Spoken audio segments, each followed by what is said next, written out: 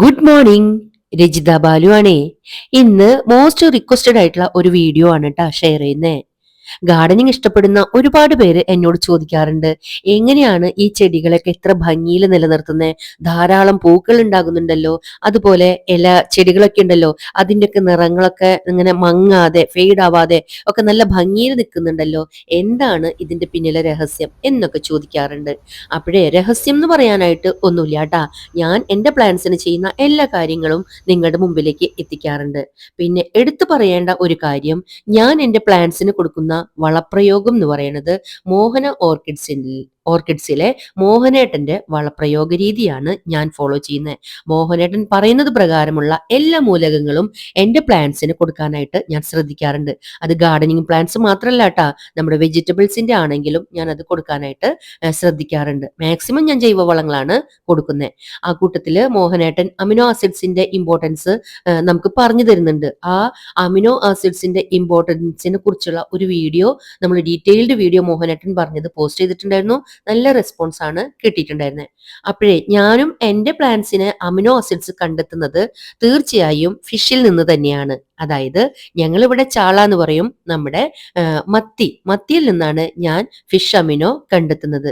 അപ്പോഴേ 1/2 കിലോ മത്തിയൊക്കെ ഉണ്ടെങ്കിൽ നമുക്ക് വീട്ടിലേക്കുള്ള കറിയുമായി, അതുപോലെ തന്നെ നമ്മുടെ ചെടികൾക്കുള്ള വളവും ആയി. അപ്പോൾ ഇന്ന് നമ്മുടെ ഫിഷ് അമിനോ എമൽഷൻ ഉണ്ടാക്കുന്ന റെസിപ്പിയാണ് ഞാൻ ഷെയർ ചെയ്യുന്നത്. വീഡിയോ കണ്ടാലും.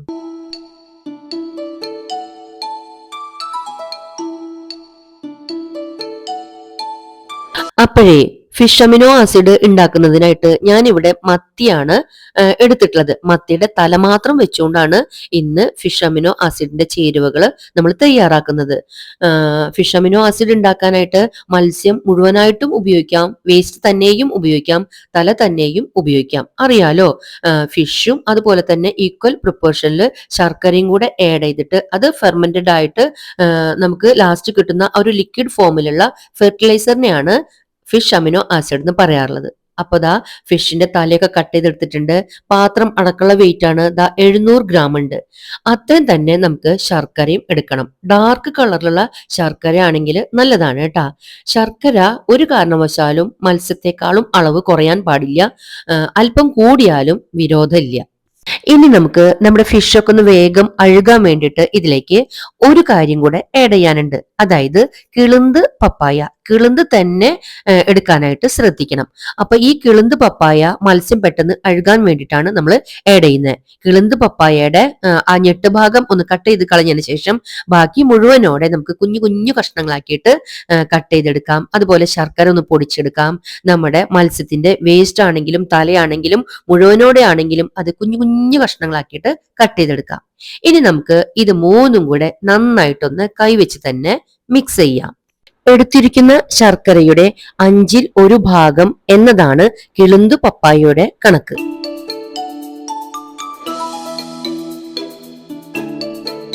അപ്പോ ദാ നമ്മുടെ ഫിഷ് അമിനോ എമൽഷന് വേണ്ടിയിട്ടുള്ള ചേരുവകൾ ഇവിടെ തയ്യാറായിട്ടുണ്ട്. ശർക്കര പൊടിച്ചതും മത്സ്യത്തിന്റെ തല കുഞ്ഞു കുഞ്ഞു കഷ്ണങ്ങളാക്കി നുറുക്കിയതും പപ്പായ നുറുക്കിയതും എല്ലാം കൂടെ നന്നായി മിക്സ് ചെയ്തു. ഇനി നമുക്ക് ഇതൊരു കണ്ടെയ്നറിൽ സൂക്ഷിച്ചു വെക്കേണ്ടതാണ്. അതിനായിട്ട് നല്ല ക്വാളിറ്റിയുള്ള, നല്ല കട്ടിയുള്ള, കനമുള്ള പ്ലാസ്റ്റിക് കണ്ടെയ്നർ തന്നെ എടുക്കാനായിട്ട് ശ്രദ്ധിക്കണം. നല്ല എയർ ടൈറ്റ് ആയിട്ടിരിക്കുന്ന അടപ്പോട് കൂടിയിട്ടുള്ള കണ്ടെയ്നർ എടുക്കാനായിട്ട് പ്രത്യേകം ശ്രദ്ധിക്കുക. അപ്പൊ ദാ അതുപോലെയുള്ള ഒരു പാത്രമാണ് ഞാൻ എടുത്തിട്ടുള്ളത്.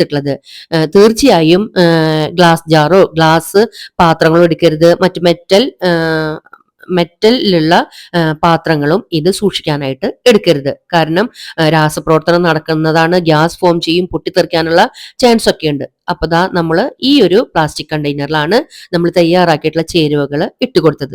ഈ സമയത്ത് വേണമെങ്കിൽ നമുക്ക് ഈസ്റ്റും ചേർക്കാം കേട്ടാ. നല്ലൊരു ഫെർമെന്റിങ് ഏജന്റ് ആണ് ശർക്കര എന്ന പോലെ തന്നെയാണ് ഈസ്റ്റും വേണമെങ്കിൽ ചേർക്കാം. നമുക്ക് എളുപ്പം ഇതൊക്കെ ഒന്ന് സെറ്റായി വരുന്നതിന് വേണ്ടിയിട്ട്. ഞാൻ ഈസ്റ്റ് ചേർത്തിട്ടില്ല കേട്ടാ. അപ്പൊ നമ്മൾ തയ്യാറാക്കിയ ആ ഒരു മിശ്രിതം മുഴുവൻ പാത്രത്തിലേക്ക് ആക്കി കൊടുത്തിട്ടുണ്ട്. അതിനുശേഷം വെള്ളത്തിന്റെ അംശം ഇല്ലാത്ത പാത്രം ആവണം എന്ന് പ്രത്യേകം ശ്രദ്ധിക്കണം വെക്കണം കേട്ടാ. ഇനി നമുക്ക് ഇത് നന്നായിട്ട് ഈ പാത്രം ഒന്ന് എയർ ടൈറ്റ് ആക്കി വെച്ചിട്ട് ഷെയ്ഡിലേക്ക് എടുത്തു വെക്കാൻ മറക്കരുത്. കാരണം പിന്നെ നമുക്കിത് സൂര്യപ്രകാശം ഏൽക്കേണ്ട ആവശ്യമില്ല. അതുപോലെ ഓരോ 4 ദിവസം കൂടുമ്പോഴും നമ്മൾ ഈ പാത്രത്തിന്റെ അടപ്പൊന്ന് ലൂസ് ആക്കിയിട്ട് എയർ ഒന്ന് റിലീസ് ചെയ്യാനായിട്ട് അനുവദിക്കണം. കാരണം ഇല്ല എങ്കിൽ നമുക്ക് നേരത്തെ ഞാൻ പറഞ്ഞ പോലെ പാത്രം പൊട്ടിത്തെറിക്കാനും ഒക്കെയുള്ള ചാൻസ് ഉണ്ട്. അപ്പൊ അതും കൂടെ ഒന്ന് ശ്രദ്ധിക്കുക. എല്ലാ 4 ദിവസം കൂടുമ്പോഴും നമുക്ക് ഇങ്ങനെ പാത്രത്തിന്റെ മൂടി ഒന്ന് ലൂസാക്കിയാൽ മതി, പിരി ലൂസാക്കിയിട്ടാൽ മതി.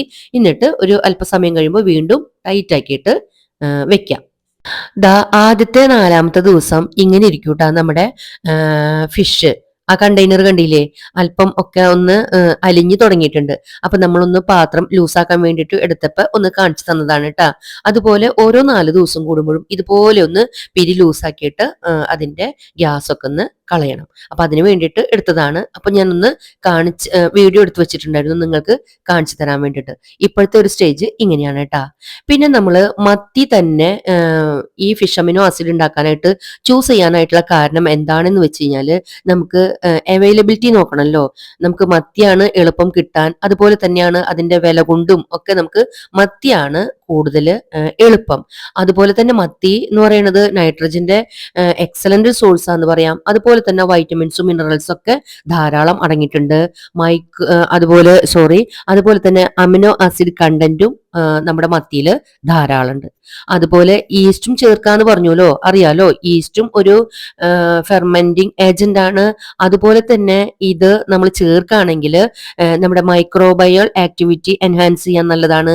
അതുവഴി നമുക്ക് ധാരാളം പ്രോട്ടീനും വൈറ്റമിനും മിനറലും ഒക്കെ നമുക്ക് ലാസ്റ്റ് കിട്ടുന്ന ആ ഒരു ഫെർട്ടിലൈസറിൽ ധാരാളം അടങ്ങാനും അത് ഹെൽപ്പ് ചെയ്യും. അതുകൊണ്ടൊക്കെയാണ് ഈസ്റ്റും കൂടെ വേണമെങ്കിൽ ആഡ് ചെയ്യാന്ന് പറഞ്ഞത് കേട്ടാ. അങ്ങനെ നമ്മളുടെ ഫിഷ് അമിനോ ആസിഡിനായിട്ട് തയ്യാറാക്കി വെച്ച ആ ഒരു ഇത് നമ്മൾ ഇന്ന് എടുക്കാണ്. 1 മാസം കഴിഞ്ഞുട്ടാ. സാധാരണ നമ്മൾ ഇതുപോലെ നന്നായിട്ട് ഒരു ലേഹ്യം പരുവത്തിലാവണമെങ്കിൽ 6 മാസമൊക്കെ എടുക്കാറുണ്ട്. പക്ഷെ നമ്മൾ ഈ പപ്പായൊക്കെ ചേർത്തത് കൊണ്ട് നമുക്ക് 1 മാസം ആവുമ്പോൾ എടുക്കാട്ടാ. നവംബർ 4-നാണ് നമ്മൾ ഇത് വെച്ചിട്ടുണ്ടായിരുന്നത്. എടുത്തത് ഇന്നാണ്. ഇന്ന് നമ്മുടെ ഡിസംബർ 7-ആണ്.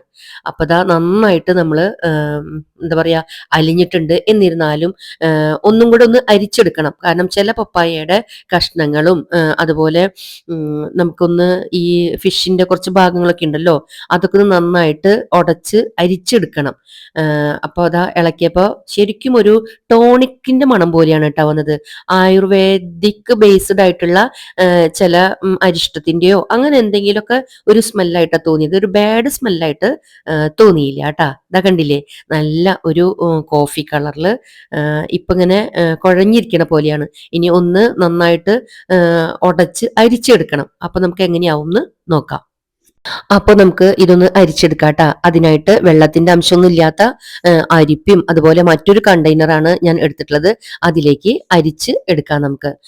എപ്പോഴും ഞാൻ ഇതുപോലെ നമുക്ക് ഏതെങ്കിലും ഡബ്ബകളോ അരിപ്പയോ തവിയോ അങ്ങനെയുള്ള സാധനങ്ങളൊക്കെ നമ്മുടെ വീട്ടിലേക്ക് ആവശ്യമില്ലാത്തത് കേടായാലൊക്കെ ഉള്ളത് ഞാൻ മാറ്റി വെക്കാറുണ്ട് കേട്ടാ. ഇതുപോലെയുള്ള ആവശ്യങ്ങൾക്കൊക്കെ നമുക്ക് എടുക്കാലോ. അതിനു വേണ്ടിയിട്ടൊക്കെ മാറ്റി വെക്കാറുണ്ട്. അപ്പൊ നമ്മള് ഈ ഒരു ചെറിയ അരിപ്പയാണ് ഉണ്ടായിരുന്നത്. അതിൽ കറക്റ്റ് ആയിട്ട് വരുന്നില്ല. അപ്പൊ ഞാൻ വേറെ ഒരു അരിപ്പയിലും കൂടെ ആക്കിയിട്ട് ഇത് അരിച്ചെടുത്തിട്ടുണ്ട്.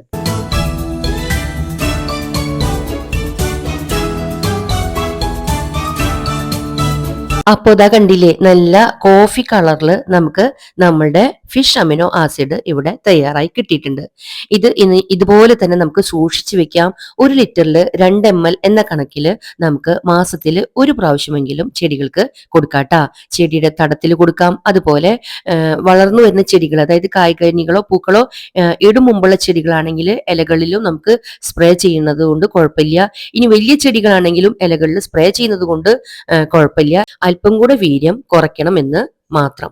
അപ്പൊ കണ്ടില്ലേ, അതിന്റെ ഒരു ലൂസ് കൺസിസ്റ്റൻസി, വല്ലാതെ ലൂസും അല്ല വല്ലാതെ തിക്കും അല്ല, ആ രീതിയിലുള്ള ഒരു ലിക്വിഡ് ഫോമിലുള്ള ഫെർട്ടിലൈസർ, ജൈവം ആയിട്ടുള്ളതാണ് കേട്ടോ ഇത് നമ്മുടെ ചെടികളുടെ ത്വരിതഗതിയിലുള്ള വളർച്ചേനെ സഹായിക്കും.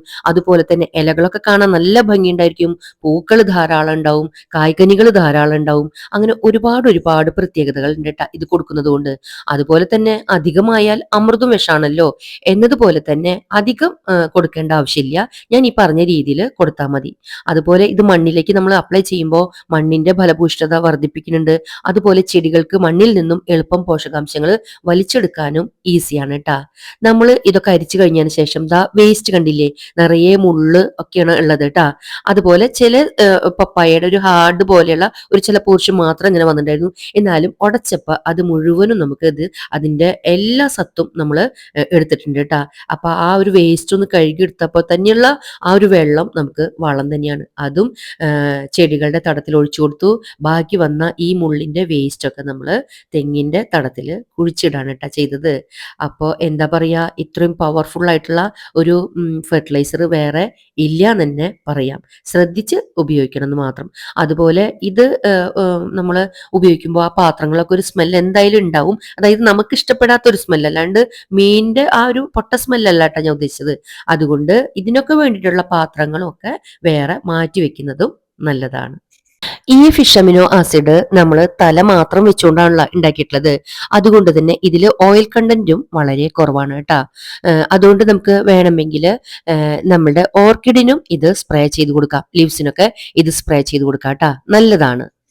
നമ്മൾ മാർക്കറ്റിൽ നിന്നൊക്കെ മേടിക്കുന്ന ഫിഷ് അമിനോ ആസിഡിനേക്കാളും നല്ലത് നമ്മൾ വീട്ടിൽ ഉണ്ടാക്കുന്നത് തന്നെയാണ് കേട്ടാ. നമ്മൾ തന്നെയാണല്ലോ അതിനുള്ള സാധനങ്ങളൊക്കെ എടുക്കുക. അപ്പൊ നമുക്കറിയാം എന്തൊക്കെ ചേർത്തു എന്നുള്ളത്, അതിന്റെ ഗുണങ്ങളും അറിയാം. അതേസമയം മാർക്കറ്റിൽ നിന്ന് വരുന്ന എല്ലാതും എങ്ങനെ ഇരിക്കും എന്ന് നമുക്കറിയില്ലല്ലോ.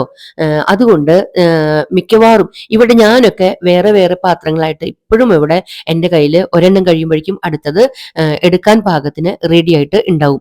ഇതുപോലെ വീട്ടിലേക്ക് മേടിക്കണ കറി വെക്കാൻ മേടിക്കണ മത്സ്യത്തിന്റെ പാർട്സ് ഒക്കെ എടുത്തിട്ടാണ് ഞാനും ഫിഷ് അമിനോ ആസിഡ് ഉണ്ടാക്കാറുള്ളത്. കണ്ടില്ലേ, ഇതുപോലെ ഡൈല്യൂട്ട് ചെയ്തിട്ട് നമുക്ക് ചെടികളുടെ തടത്തിലൊക്കെ ഒഴിച്ചു കൊടുക്കാം കേട്ടോ. വളരെ നല്ലതാണ് ചെടികൾക്ക് ഇത്.